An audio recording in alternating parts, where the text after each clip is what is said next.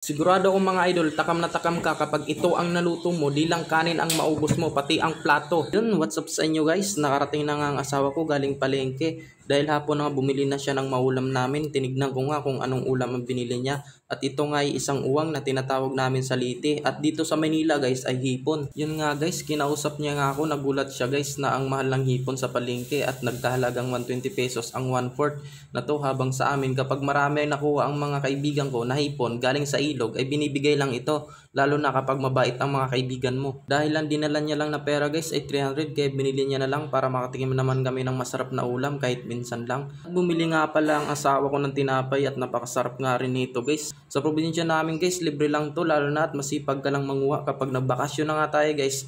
Sa probinsya guys ay ulitin natin tong lutuin para di kayo mabitin. At pagtanggal nga ng asawa ko sa plastic, ang onti nga lang talaga ng hipon, nasa mga siyam nga lang ito.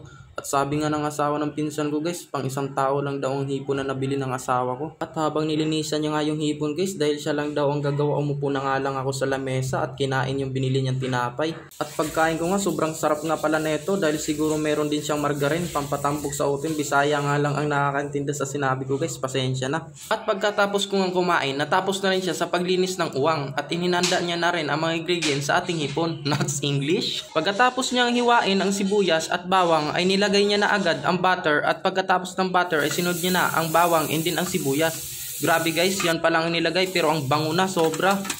Kaya nga lang guys, ang unti ng hipon natin, bawi na lang tayo guys kapag nagkaroon tayong pera sa sunod natin na video. Di kasi kami nakahanda guys na ganito pala ang presyo na natin ng bilihan ng ulam.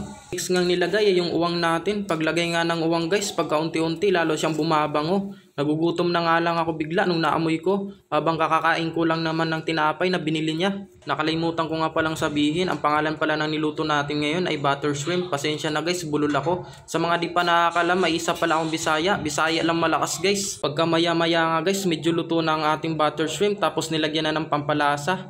Nilagyan ng konting asin at paminta. At syempre di natin makalimutan ang asukal, yan kasi ang nakapantay sa lasa ng ating butter shrimp. At pagkatapos nilagyan na ng ketchup, itong ating panghuling lagay na sangkap. At paghintay ng ilang minuto, luto na nga ang ating butter shrimp. Maraming salamat pala guys sa mga support sa akin. Pasensya na, ito lang muna video natin na pinapakita sa inyo dahil nga ay nag-ipon kami para sa aming future. Maraming salamat guys.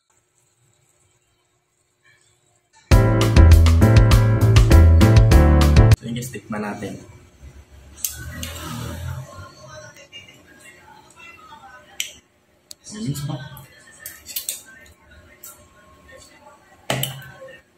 Okay. Sulit dat kumpar.